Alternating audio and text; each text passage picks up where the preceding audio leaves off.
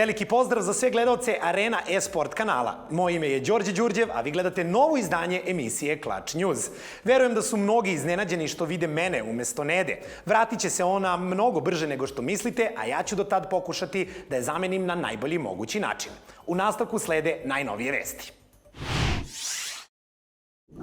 Počinjemo sa vestima iz Counter-Strike-a. Završen je poslednji turnir u ovoj sezoni. U pitanju je IM Keln. Iako su naši momci iz G2 odigrali sjajno poslednjih nekoliko turnira, nisu uspeli da krunišu ovu sezonu trofejem.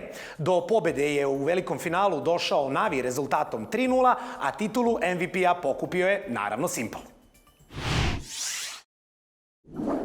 Nakon fantastično odigranog meča protiv ekipe Astralis, domaći navijači su se nadali da G2 može doći i do svoje prve titule sa Nikom, koji je bio poslednja adicija ovog srpsko-francuskog tima. Međutim, Navi je još jednom pokazao zbog čega važe za jednu od najjačih ekipa svih vremena i osigurao sebi titulu u samo 3 odigrane mape. Simple je sa ostatkom ekipe nastavio gde je stao na prošlom LAN finalu IM Katovica, gde su na identičnim mapama savladali G2 rezultatom 3:0, upravo kao što je to bio slučaj i u Kelnu. Iako je finale završeno najboljim mogućim rezultatom u korist Navija, meč je bio daleko interesantniji od onoga što je prikazano na konačnoj tabeli. Prvo poluvreme u sve 3 mape završeno je rezultatom 8:7, što nam dovoljno govori o kompetitivnosti ovog okršaja. Ipak, ruska ekipa se sva 3 puta pokazala kao bolja, zbog čega su uspeli da odnesu pobedu i obezbede sebi nagradni fond u vrednosti od $400.000. Kao što to obično biva sa ekipom Navi, najzaslužniji za pobedu bio je Simple, koji je u svoju kolekciju dodao još jednu titulu MVP-a turnira. Pored toga, uspeo je da ostvari čak 4 ace-a na velikom turniru, čime je postavio novi rekord i još jednom ušao u istoriju Counter-Strike-a.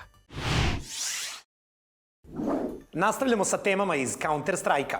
Minulog vikenda završen je drugi Pinnacle Cup u organizaciji Relog Medije sa nagradnim fondom od $100.000. Titulu je odneo Team Spirit pobedom u velikom finalu protiv Endpointa rezultatom 2:1.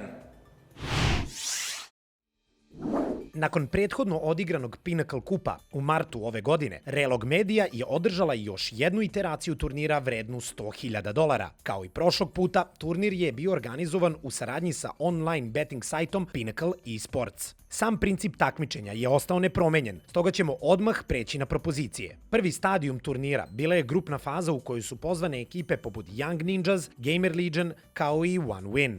Najbolje ekipe iz celokupne grupne faze takmičenja su nastavile u Swiss stage-u Pinnacle Cupa, gde su ih dočekala slavna imena CSGO scene. Neke od najboljih ekipa koje smo gledali kroz ovaj deo turnira su Ence, Entropic, Mibr i Fjend. Nakon i više nego uzbudljive borbe, 10 timova izborilo je svoj plasman u samu završnicu turnira, gde su direktno bili pozvani Force i Team Spirit. Play-off drugog po redu Pinnacle Cupa bio je prava poslastica za sve CSGO fanove. Ekipe su pokazale svoje najbolje izdanje, te su mečevi bili veoma atraktivni i uzbudljivi za gledanje. Ipak, Team Spirit je još jednom pokazao zašto je važio za apsolutnog favorita na ovom turniru i savladao Endpoint u finalnom meču rezultatom 2:1.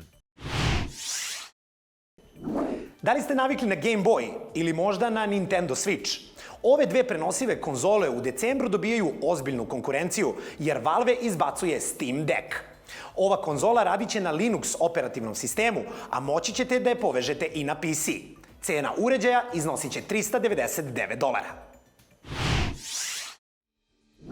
Gaming industrija se toliko razvila u poslednjih 10 godina da je postalo nezamislivo krenuti na put bez mogućnosti da igrate svoje omiljene videoigre. Ono što su nekada bili PSP i Game Boy, danas su zamenili brojni konkurenti koji se neprekidno takmiče čija će prenosiva konzola doći do kupaca. Pored brojnih unapređenih verzija već postojećih modela, krajem prošle nedelje Valve je najavio svoju konzolu koja će sa sobom doneti brojne nove funkcionalnosti. Steam Deck će imati 7 inča veliki ekran, pozicioniran u samom središtu, oko kojeg će se nalaziti brojni dugmići. Pored standardnih i analognih tastera, Valve je sa obe strane dodao po jedan touchpad koji će vam omogućiti dodatnu preciznost kada vam ona bude najpotrebnija. Trajanje baterije još uvek nije tačno utvrđeno, ali kreatori konzole nas uveravaju kako ćete bez problema moći da igrate 5 do 6 sati pre ponovnog punjenja.